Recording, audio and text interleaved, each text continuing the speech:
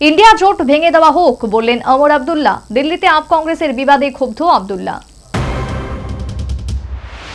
কেউ কাউকে 1 ইঞ্চি জমি ছাড়তে নারাজ। দিল্লি বিধানসভা নির্বাচনের আগে নজিরবিহীন বিবাদে ইন্ডিয়া জোটের 2 শরিক আম আদমি পার্টি এবং কংগ্রেস। জোটের 2 শরিকের এই বিবাদে রীতিমতো ক্ষুব্ধ ইন্ডিয়া জোটেরই শরিক ন্যাশনাল কনফারেন্স। জম্মু এবং কাশ্মীরের মুখ্যমন্ত্রী তথা ন্যাশনাল কনফারেন্স নেতা ওমর আব্দুল্লাহ বলেই দিলেন, এই যদি পরিস্থিতি হয় তাহলে ইন্ডিয়া জোট ভেঙে দেওয়া হোক। সামনেই দিল্লির বিধানসভা নির্বাচনে দিল্লিতে এবার আপের বিরুদ্ধে কোমর বেঁধে নেমেছে কংগ্রেস। গত 2 বিধানসভা নির্বাচনে খাতা খুলতে না পারলেও এবার আপ বিজেপির বাইনারি ভাঙতে কার্যত সর্বশক্তি দিয়ে ঝাঁপাতে চাইছে প্রদেশ কংগ্রেস। দলের একাধিক হেভিওয়েট নেতাকে নামিয়ে দেওয়া হয়েছে দিল্লির নির্বাচনী লড়াইয়ে। প্রচারের জন্য আনা হচ্ছে ভিন রাজ্যের নেতাদেরও। যদিও আপ কংগ্রেসকে গুরুত্ব দিতে নারাজ। কেজরিওয়াল বলছেন কংগ্রেস দিল্লিতে লড়ছে বিজেপির দোসর হিসেবে। आम आदमी पार्टी, कांग्रेस और वहाँ जो पॉलिटिकल पार्टीज हैं ग्राउंड पे वो तय करें कि बीजेपी का मुकाबला किस तरह से सबसे बेहतर तरीके से किया जा सकता है। इससे पहले 2 बार लगातार आम आदमी पार्टी की वहाँ पे कामयाबी रही। इस बार दिल्ली के लोग क्या फैसला करेंगे उसके लिए हमें इंतजार करना होगा। नेता का कहना है कि जो अलायंस था सिर्फ लोकसभा इलेक्शन के लिए था। अब जहाँ तक मुझे याद है इस पे कोई वक्त की सीमा लगाई नहीं गई थी।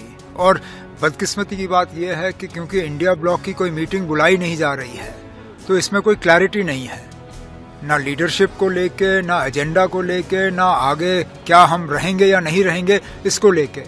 शायद दिल्ली के इंतखाबात हो जाएं, उसके बाद अच्छा ये होगा कि इंडिया ब्लॉक के तमाम जो हिस्सेदार हैं उनको बुलाया जाए और इस पर क्लैरिटी हो। अगर ये सिर्फ पार्लियामेंट इलेक्शंस के लिए था, इसको वाइंड अप करिए, फिर हम अपना काम अलग से करेंगे।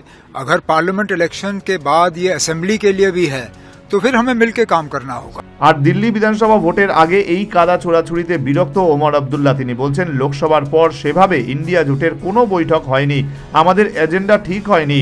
আমাদের যতদূর মনে হয় এই জোটের কোনো সময়সীমা দেওয়া ছিল না।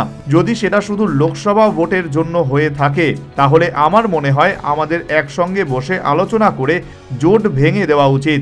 ওমরের সাফ কথা, যদি জোট থেকে থাকে তাহলে সবার একসঙ্গে লড়াই করা উচিত, না হলে জোট ভেঙে দেওয়া উচিত। কার্যত লোকসভা ভোটকে সামনে রেখে যে ইন্ডিয়া জোট তৈরি হয়েছিল, ভোটের পর সেই জোটের ভবিষ্যৎ নিয়ে রীতিমতো প্রশ্ন তৈরি হয়েছে। সম্প্রতি একাধিক রাজ্যের নির্বাচনে ইন্ডিয়া জোটের শরিকদের মধ্যে ঐক্যের ছবি চোখে পড়েনি। হরিয়ানার নির্বাচনে শরিকদের জন্য আসন ছাড়েনি কংগ্রেস। মহারাষ্ট্রের নির্বাচনেও 3 প্রধান শরিক ছাড়া অন্য কোনো দলের সঙ্গে মসৃণ জোট হয়নি। তাৎপর্যপূর্ণভাবে লোকসভা ভোট পর্ব মেটার পর সেভাবে ইন্ডিয়া জোটের যৌথ কর্মসূচি চোখে পড়েনি। এমনকি সার্বিকভাবে ইন্ডিয়ার শীর্ষ নেতাদের বৈঠকও হয়নি। উল্টে এই কয়েক মাসে একাধিকবার ইন্ডিয়া জোটের সঙ্গীরা একে অপরের দিকে কটাক্ষ ছুঁড়েছেন। আর এই তালিকায় শীর্ষস্থানে মমতা থাকলে দ্বিতীয় স্থানে কেজরিওয়াল। বিধিন সরকারের report, news Vanguard. Shija institute of kidney sciences কিডনির জটিল রোগের চিকিৎসার জন্য এক উৎকৃষ্ট প্রতিষ্ঠান, যেখানে উত্তর পূর্ব ভারতের প্রথম এবিও অসামঞ্জস্য কিডনি প্রতিস্থাপন এবং মৃত ব্যক্তির কিডনি প্রতিস্থাপন করা হয়। এখানে 115টিরও বেশি কিডনি প্রতিস্থাপন এবং উত্তর পূর্ব ভারতের সবচেয়ে বেশি হিমোডায়ালিসিস করা হয়েছে এবং এই সংখ্যা দিন দিন বাড়ছে। Shija institute of kidney sciences Tripura সরকার সহ অরুণাচল প্রদেশ, মেঘালয়, মিজোরাম, মণিপুর এবং নাগাল্যান্ড সরকার দ্বারা স্বীকৃতি প্রাপ্ত।